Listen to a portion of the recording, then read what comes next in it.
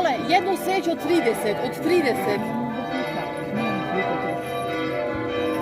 Na platnu ili telefonu? Telefon. A, na platnu ne možete gledati.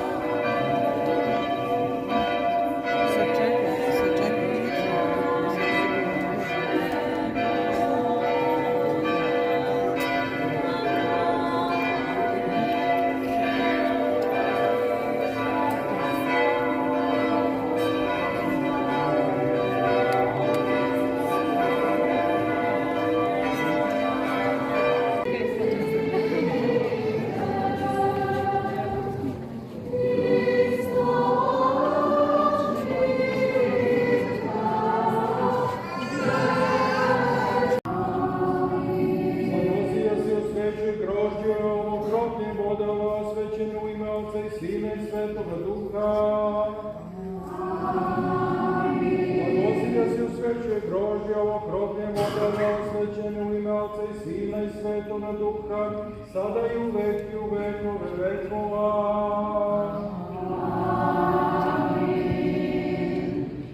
Gospoda nama grešnjima primi ovu žrtvu, nadamo se tvoj žrtvenik, pomiluj nas.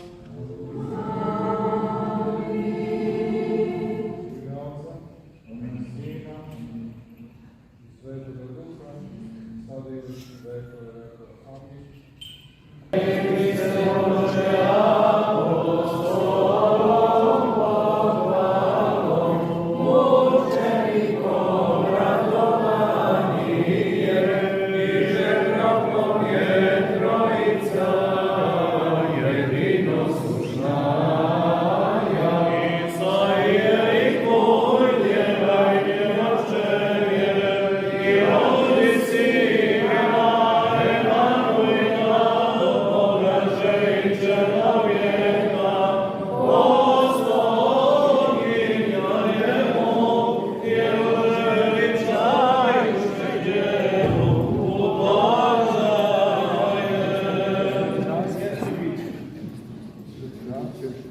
Hristos posredi nas, Hristos posredi nas.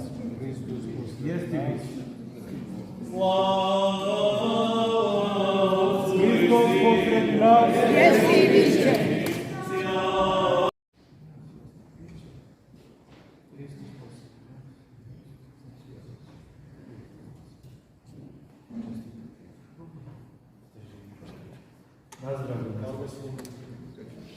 Blagoslov Gospodnji dođe na vas, njegovu blagodati čovekoljubljen, svakda sada i uvek i u vekove vekova.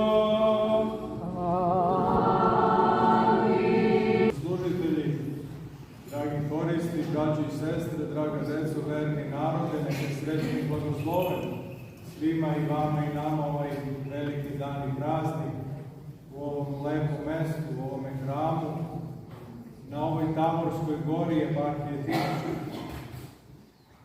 Pre nego što kažem nekoliko reči o prazniku, zaista moje srce puno i radujem se i želim da kažem 3 male, skromne pohvale, ali pohvale koje su plod zajedničkog života, rada, truda i vere. To je svakako plod rada sveštenstva sa svima vama koji ovde živite, koji često dolazite u ovaj hram i koji volite ovo mesto. Pohvala je za sve vas najpred, draga braći i sestre, što ste ovako u miru, ovako u broju, sa ovoliko mnogo i dece, i odraslih, i onih starijih i najstarijih bili na liturgiji, što ste ovde se zajedno sa nama sveštenoslужiteljima molili i što smo primili Gospodu u beskrajnu žrtvu i što ste se mnogi pričestili svetim tajnama Hristove. Neka to sve bude na zdravlje i na spasenje. Takođe, želim da pohvalim, nakon mnogih saveta, pa i po nekih kritika, za ove čtečeve vaše sokobanjske, koji su danas stvarno bili za svaku pohvalu. Nadam se da će tako i bivati za nadalje, da mogu da lepo napreduju, da i njima liturgija ne bude stresna, nego da im bude mirna i molitvena. I radujem se što su se potrudili da neke stvari nauči, da usvoje i tako neka daju dobar primer i mlađim i ovoj dečici za koje će se sigurno neko zainteresovati da prislužuju u svetom oltaru. I posebno pohvaljujem se Milicu sa koristima i verujem da svi delite moje skromno mišljenje da Sokobanja nikada ovako dobar i raspoložen for nije imao. I neka i vas, dragi koristi, Gospod ukrepi da se preobražavate iz vrline u vrlinu, iz truda u trud, da napredujete i da slavite Gospoda i da umnožavate talente i da delite sa drugima one koje vam je Gospod dao kroz glas i sluh, a svakako veru i revnost za život u crkvi. Draga braćo i sestre, mi danas proslavljamo ovaj veliki praznik Preobraženja Gospodnje. U jednom trenutku, eto i to da pomenem, sada na rezanju slavskog kolača pomenu greškom Vaskrsenje, ali ne potpuno greškom. Jer jedan i drugi praznik su praznici svetlosti. I praznik Vaskrsenja Hristovog znamo da je praznik svetlosti, ali i praznik Preobraženja koji danas proslavljamo znamo da je praznik netavorske svetlosti. Praznik kojim je posvedočeno mnogo toga što je za nas ljude važno, a što se kroz kasnu istoriju nakon 10 i više vekova vodila velika borba da li je na Tavoru prikazana božanska nesporena energija ili nekakva tvarna i prolazna. I zahvaljujući svetom Grigoriju Palami na prvome mestu i svim njegovim sledbenicima i isihastima učenicima koji do danas postoje, hvala Gospodu, na Svetoj gori svuda po svetu, ovaj svet, bez obzira što sam u grehu i zlu leži, opstaje molitvama svetih i opstaje ljubavlju našega vaskrskog Gospoda. Ovo preobraženje koje danas proslavljamo, kao što rekao smo, je praznik svetlosti, ali i praznik potvrde čitave starozavetne nauke i otkrovenja Božije. Svega onoga što su starozavetni proroci najavljivali da će se desiti, da će doći spasitelj sveta, da će živeti sa nama isto kao i mi i da će na kraju dati život za naše spasenje i da će nam otvoriti ponovo vrata večnosti. Preobraženje je još jedan od praznika koji sve to potvrđuju, ali potvrđuje se i na poseban način, zato što se otkrila i božanska svetlost i božanska priroda Gospoda našega Isusa Hrista. Jer učenici njegovi su u nekom trenutku bili malo i pokolebani u veri i nesigurni da li je zaista taj njihov učitelj koji čini čudesa tolika, kakva niko drugi pred njega nije činio, zaista Sin Božiji i Sin čovečiji.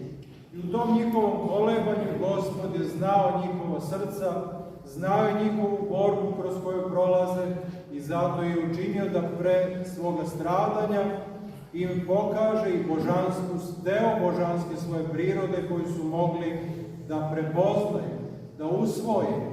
A onda im pokazuje da je on upravo Gospod i zakona i proroka.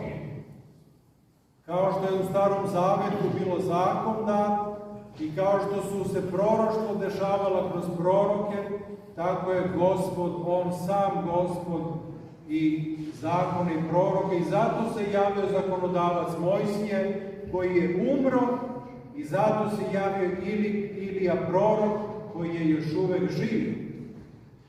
Da bi Gospod tim javljanjem i tim svedočanstvom uverio svoje učenike, a preko nas čitavu crkvu i sve nas do današnjega dana i do poslednjeg dana ovoga sveta kako ga poznajemo i u kome živimo, da budemo nepokolebljivi u veri.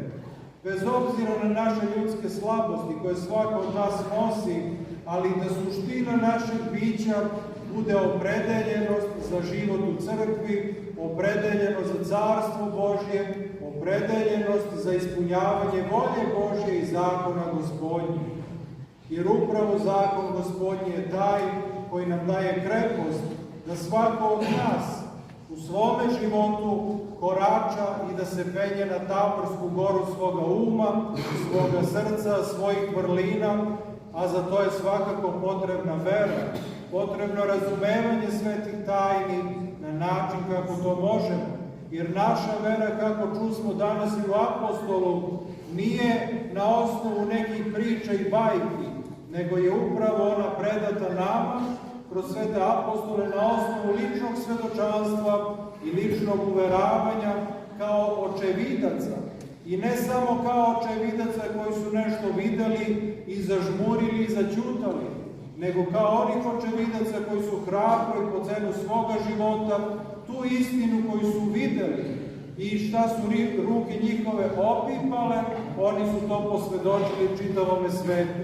Njihovim molitvama, draga braća i sestre, da blagoslov Gospodnji bude na crkvi Božjoj, na svima vama, na onima koji se Bogu mole svuda po svetu i da Gospod blagodaću svojom preobražava ovaj svet iz greha u vrlinu, iz tame u svetlost, iz tuge u radost, iz smrti u život, ljubavlju svojom, ali svakako njegova ljubav da nađe odgovor u našoj ljubavi i u našoj veri. Još jednom srećnu i blagoslovena slava ovoga hrama i ovaj veliki praznik svima vama.